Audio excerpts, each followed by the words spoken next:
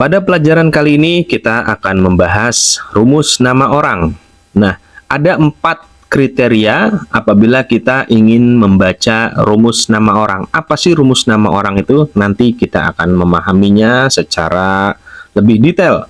Akan tetapi sebelum kita masuk kepada contoh-contohnya, kita harus memperhatikan beberapa kriteria berikut, yaitu apabila dalam keadaan jar harus dibaca fathah, tidak boleh dalam bentuk tanwin, tidak bersamaan dengan alif lam atau al, tidak boleh dalam bentuk majmuk.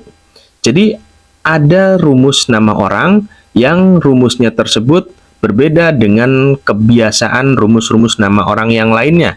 Contohnya di sini, apabila dalam keadaan jar harus dibaca fathah. Kapan rumus nama orang ketika dalam keadaan jar harus dibaca fathah? Nanti akan kita bahas di contoh berikut ini ya, pada tabel di bawah ini. Tapi sebelumnya kita harus memahami dulu ketentuan-ketentuan yang berlaku. Tidak boleh dalam bentuk tanwin, tidak bersamaan dengan al, dan tidak boleh dalam bentuk majmuk. Majmuk itu bertingkat ya, jadi harus tunggal. Contohnya adalah langsung saja seperti ini, tanpa amil, amil nasab, dan amil jar. Sudah pasti tidak bisa lebih daripada 3 ini ya, pembahasan bahasa Arab itu tanpa isim khususnya ya, tanpa amil, amil nasab, dan amil jar. Jadi sebenarnya bahasa Arab itu sangat mudah sekali kalau kita tahu rumusnya. Sisanya tinggal hafalan-hafalan dan kebiasaan-kebiasaan kita dalam memahami atau mempraktekkan dalam kalimat-kalimat contoh-contoh bahasa Arab. Nah, langsung saja kita bahas contohnya di sini. Rumus nama orang, ya kita sebut saja rumus nama orang spesial ya. Rumus nama orang ini berbeda seperti kebiasaannya, atau berbeda seperti pada umumnya. Tanpa amil, contohnya di sini Fatimatu. Fatimatu tidak kita baca tanwin, Fatimatun, karena memang termasuk ke dalam kriteria berikut ini, rumus nama orang yang spesial. Apabila dalam keadaan jar harus dibaca fathah, tidak boleh tanwin, tidak bersamaan dengan alif lam, dan tidak boleh majmuk. Ya, nanti apa saja kriteria-kriteria yang masuk 4 ini ada di tabel di bawah ini. Tapi yang pasti kita pahami dulu perubahan-perubahannya. Pelan-pelan. Di sini ada amil nasab. Inna Fatimata. Biasanya kalau kita membaca dalam kondisi tidak ada alif lam, kita langsung refleks tan, ya kan? Kalau ada alif lam, ta. Nah, dalam rumus nama orang ini kita kesampingkan dulu rumus-rumus yang tadi karena menemui kriteria rumus baru, yaitu rumus nama orang. Tapi apabila kita bertemu dengan masjidun atau al-masjidu, itu kita gunakan rumus yang sama ya. Jadi ini hanya spesialisasi untuk nama-nama orang berikut ini.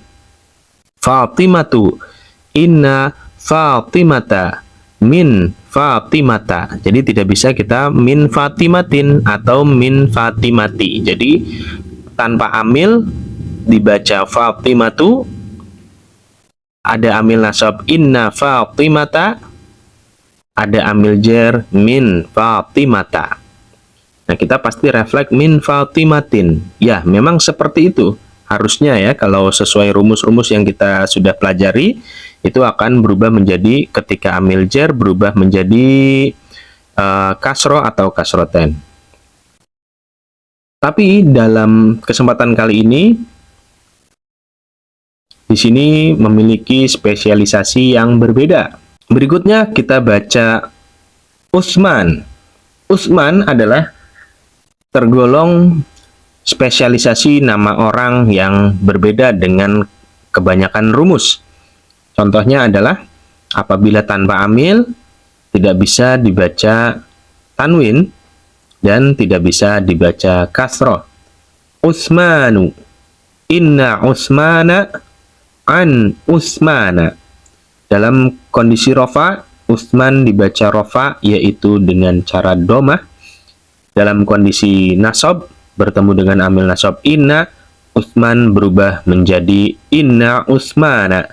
Sedangkan pada kondisi jer, Utsman tetap berubah menjadi Utsmana seperti nasab. Padahal ini adalah jer, tapi cara bacanya seperti ketika kondisi nasab. Jangan terkecoh ya. Kita tidak bisa menyebut ini sama aja kok kayak nasab. Enggak bisa. Karena ini sebenarnya kondisi jer, cuma cara bacanya sama dengan amil nasab. Baik, apa yang bisa kita lihat di sini? Nah, di sini adalah ketentuan nama yang tidak boleh tanwin dan kasroh. Yang pertama, ada beberapa contoh di sini, ada 5, ada 6, 7, 8 ya. Baik, langsung saja kita bahas secara singkat, supaya kita bisa lebih cepat memahami cara membaca kitab Gundul. Ketentuan nama yang tidak boleh tanwin dan kasroh. Yang pertama, nama perempuan, baik tak bulat ataupun yang bukan tak bulat.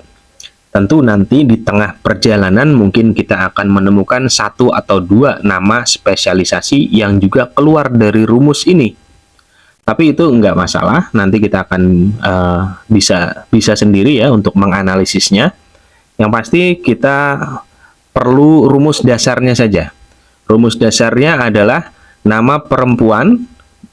Setiap nama perempuan, baik yang memiliki diakhiri tak bulat ataupun yang